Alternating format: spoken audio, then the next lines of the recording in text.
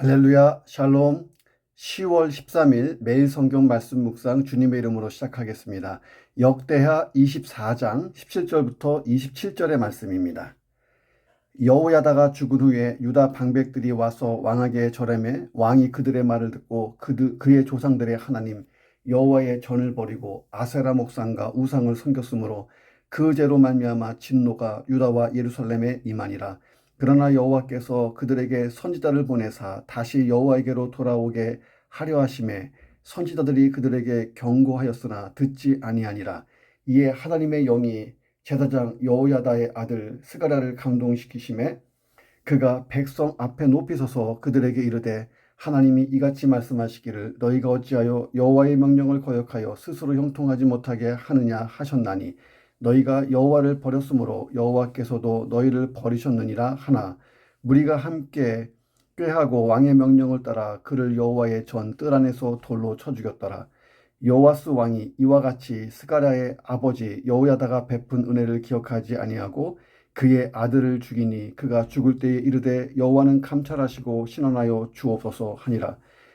1주년 말에 아람 군대가 요아스를 치려고 올라와서 유다와 예루살렘에 이르러 백성 중에서 모든 방백들을 다 죽이고 노력한 물건을 다메섹 왕에게로 보내니라. 아람 군대가 적은 무리로 왔으나 여호와께서 심히 큰 군대를 그들의 손에 넘기셨으니 이는 유다 사람들이 그들의 조상들의 하나님 여호와를 버렸음이라. 이와 같이 아람 사람들이 요아스를 징벌하였더라.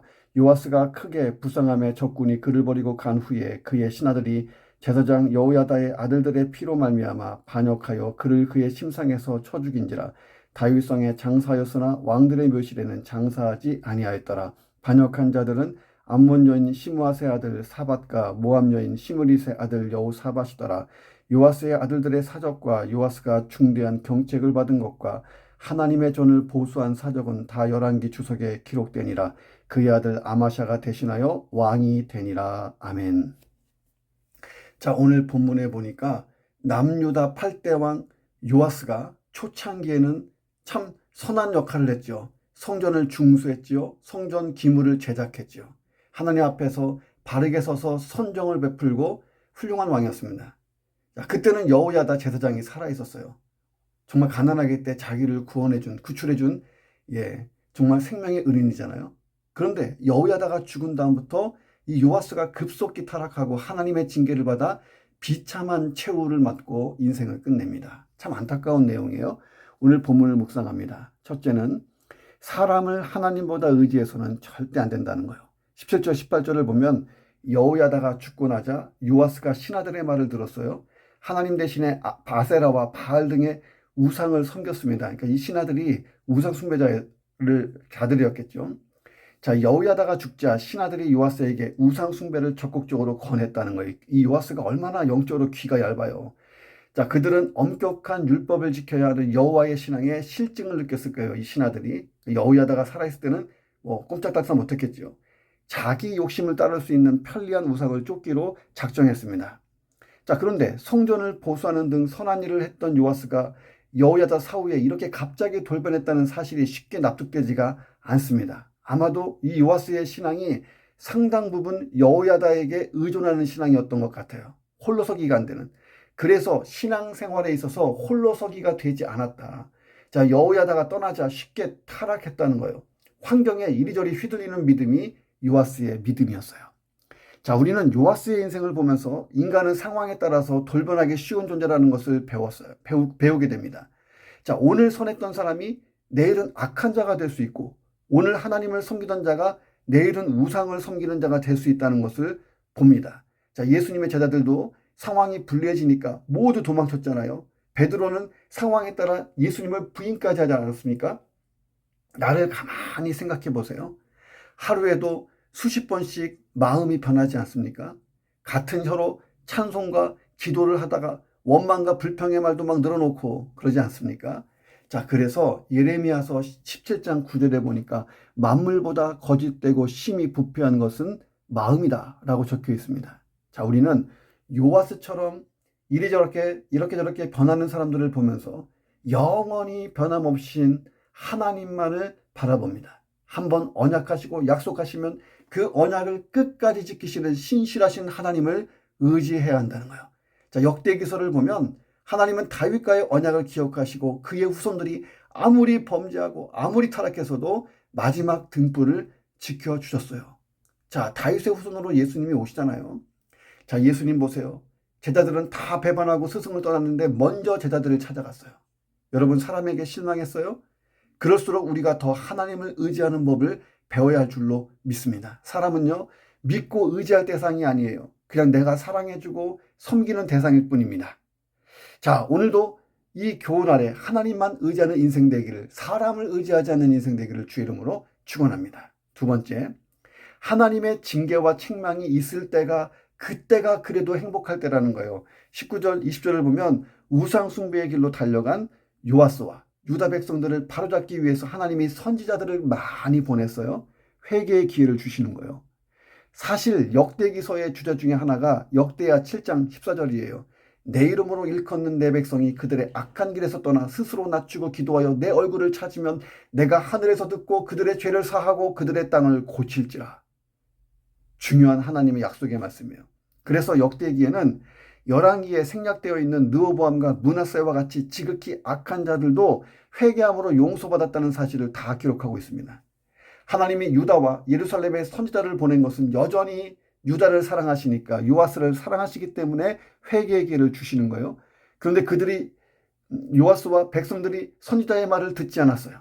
자, 그래서 하나님이 최후의 통첩을 계시하십니다. 마지막 선지자 스가랴를 보내세요. 이 스가랴는 누구냐면 여호야다의 아들이나 또는 손자라고 추정되는 인물이에요. 여러분, 여호야다가 누구예요? 요아스의 생명의 은인이에요. 아버지 아하시아가 죽고 이 사악한 할머니 아달랴가 왕권을 잡으려고 형제들 요아스 위로 왕자들을 다 죽였어요. 그때 요아스는 대제사장 여호야다의 가정에 의해서 건져졌잖아요. 당시 7세였어요. 왕이 될 때.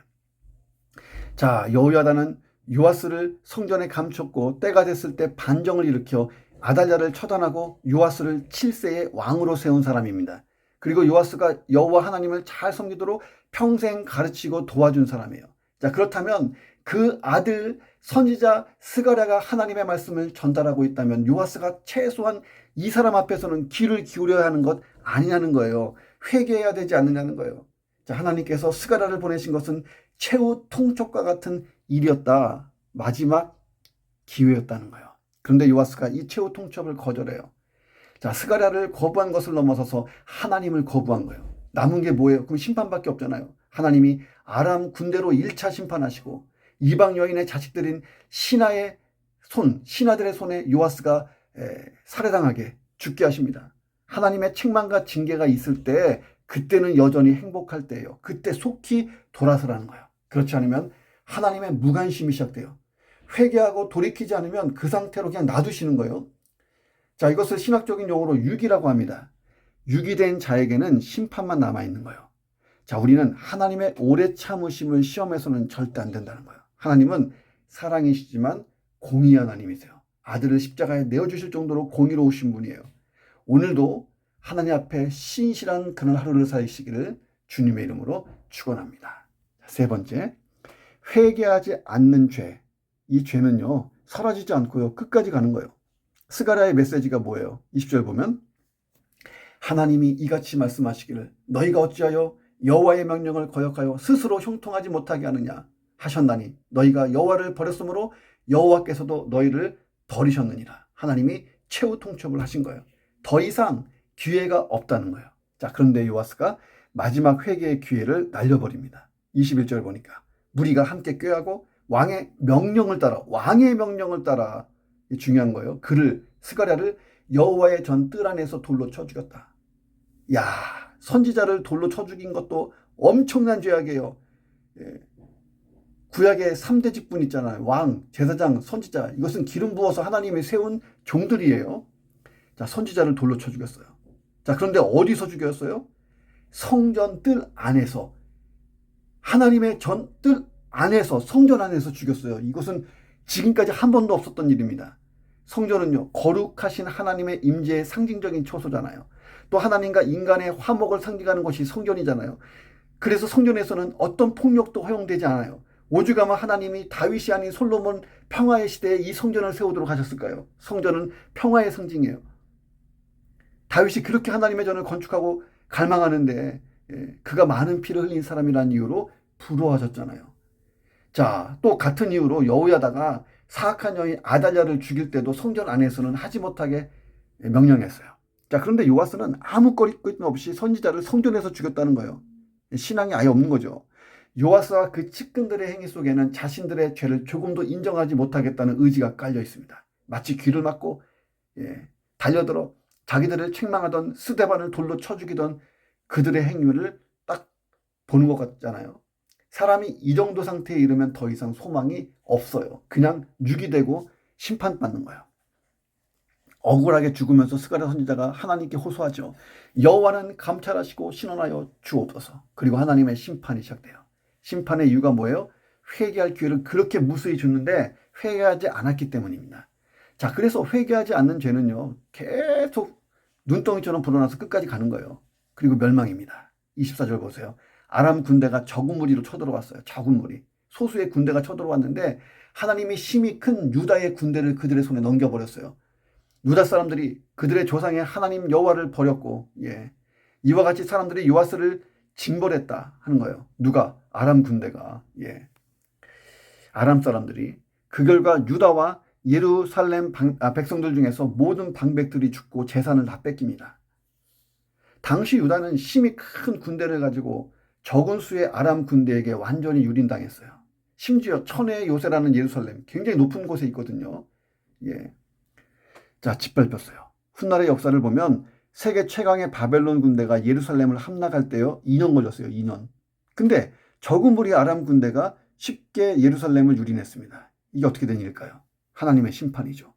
하나님을 떠난 요아스와 유다의 군대, 추풍낙엽처럼 떨어져 나갑니다. 하나님을 떠난 이스라엘이 전쟁 중에 당할 일에 대해서 하나님이 레위기 26장 36, 37절에서 이미 말씀하셨어요. 하나님을 떠난 이스라엘의 군대, 그들은 바람에 불린 잎사귀 소리에도 놀라 도망하기를 칼을 피하여 도망하듯 할 것이요 쫓는 자가 없어도 엎드러질 것이다. 신명기 32장 30절에 보면 여호와께서 그들을 내주지 아니하셨더라면 어찌 하나가 천을 쫓으며 둘이 만을 도망하게 하였으리요 라고 말씀하셨습니다. 전쟁은요, 하나님께 속한 거예요. 하나님이 승패를 결정하세요. 이스라엘이 승리하려면 그들 안에 있는 죄를 제거하고 성결해야 되는 거예요. 자, 그래서 이스라엘은 전쟁에 나가기 전에 먼저 자신을 성결하게 하는 운동을 하고 전쟁에 나갔어요. 회개하지 않은 죄, 남아있는 죄가 요아스를 비극으로 몰고 가기 시작해요. 이 전쟁에서 요아스는 크게 부상을 당했고 신하들의 칼에 의해서 피살돼요. 자, 내 인생에 어떤 죄도 남아서 끝까지 가지 않기를, 그 죄의 결과가 나지 않기를 우리가 잘 경계하고 제거하기를 주님의 이름으로 축원합니다. 네 번째, 현재 내 신앙이 과거의 신앙보다 중요하다는 거예요. 요아스는 아람과의 전쟁 중에서 중상을 입고 신하들에 의해서 시해됐어요. 그의 조부였던 여호람처럼 열왕의 묘실에 장사되지도 못합니다. 백성들의 인정을 못 받은 거죠. 요아스가 백성들에 의해 여호람과 같은 악한 왕의 취급을 받은 거예요. 요아스가 한때 얼마나 신실한 신앙의 왕이었어요. 신실한 제사장 여호야다의 지도를 받으면서 경건하게 살았어요. 성전을 보수했고 열정적인 신앙을 드러냈어요. 그런데 여호야다 사후에 우상을 숭배하고 선지자를 죽이면서 완전히 돌변합니다. 요아스는요, 40년 동안 왕에 있었어요. 너무 안타까운 것은 그의 재위기간 대부분 동안에 하나님을 신실하게 섬기다가 통치 말년에 그 조금 시간에 하나님을 배반하면서 비극으로 인생을 끝냈다는 거예요. 차라리 그냥 병 걸려갖고 그냥 빨리 갔으면 얼마나 좋았을 거예요. 좀 더 살다가 비극의 인생으로 끝나요. 자, 어쩌면 여호야다보다 먼저 죽었으면 차라리 좋았을지도 몰라요. 자, 그래서 신앙은요, 언제나 현재 진행형이에요. 내가 천국에 들어가는 그 순간까지 내 신앙을 잘 유지하고 간수해야 되는 거예요. 아브라함이나 다윗과 같은 신앙인물이 우리의 모범이 되는 이유가 뭐예요? 그들이 평생을 일관된 신앙을 잘 유지했다는 거예요.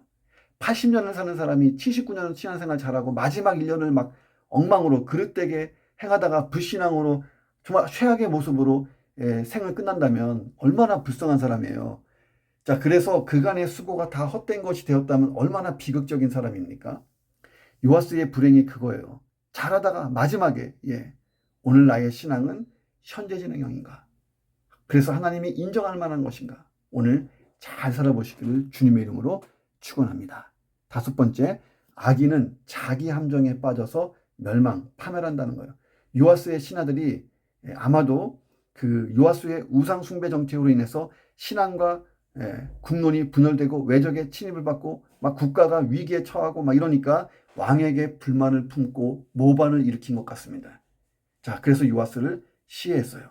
25절에 보니까 반역이라는 단어를 살펴볼 필요가 있어요. 잘 살펴보면 원어로 보면 이 단어는 21절에 꾀하다와 동일한 단어예요. 역대기 기자는 동일한 단어를 두 곳에 사용하면서 요아스가 스가랴를 죽일 때 부하들과 음모를 꾸미고 그렇게 성전에서 죽였던 것 같이 똑같은 방법으로 신하들이 요아스를 죽이기 위해서 뭔가 음모를 꾸미고 시해했다.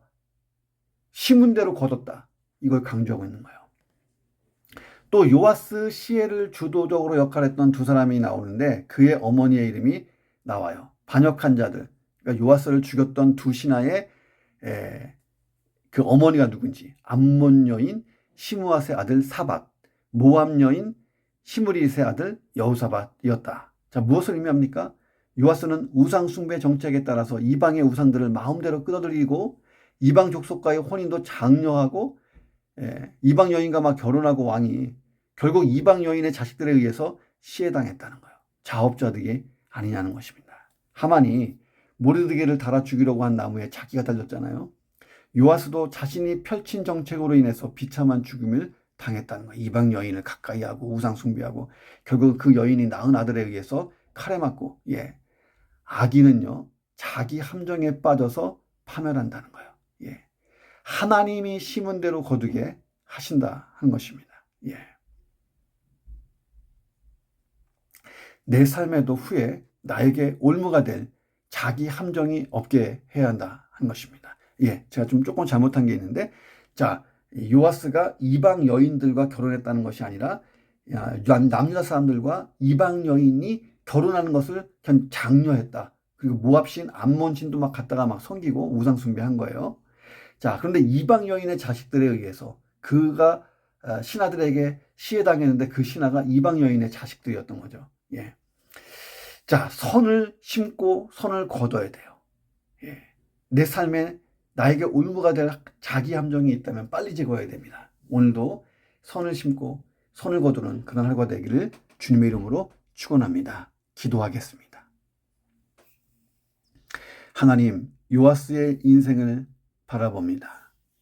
사람을 하나님보다 의지하는 그런 어리석은 삶을 살지 않도록 역사해 주옵소서. 오직 하나님만을 의지하게 도와주시고 사람은 하나님 의지의 대상이 아니라 사랑하고 섬기는 대상인 것을 기억하며 그 어떤 사람을 하나님보다 우선시하고 기대하고 매달리지 않게 하여 주옵소서. 사랑의 하나님이 회개에 쌓인 책망으로 징계로 주실 때에 잘 돌아서는 영성이 있게 해주시고 영적 분별력이 있어서 내 인생의 어떤 죄도 내 인생의 발목을 잡지 않도록 역사해 주옵소서. 죄는 멸망의 끝까지 가면 안 되는 것입니다. 죄를 다스리게 하시고 제거하게 하시고 하나님 정말 티끌 같은 죄도 다 제거할 줄 아는 영성을 주시옵소서. 내가 천국에 들어갈 때까지 내 신앙은 하나님이 인정하시는 현재 진행형이 되게 하시고 삶의 예배를 잘 드리게 하시며 말씀을 따라 기도하며 하나님 내 믿음 잘 지켜서 하나님이 부르시는 그날 가장 아름다운 믿음의 사람으로 이 땅을 떠날 수 있도록 역사해 주옵소서. 하나님 내 인생에 올무가 될 만한 어떤 함정도 만들지 않게 하시고 그 함정에 빠지지 아니하도록 역사해 주시옵소서. 오늘도 신실하게 주 앞에 거하며 하나님의 인정을 받으며 한 주간 주 안에서 평안을 누리길 원하옵고 많은 열매로 하나님께 영광 돌리기 원하옵고 존귀하신 예수 그리스도의 이름으로 간절히 기도드립니다. 아멘.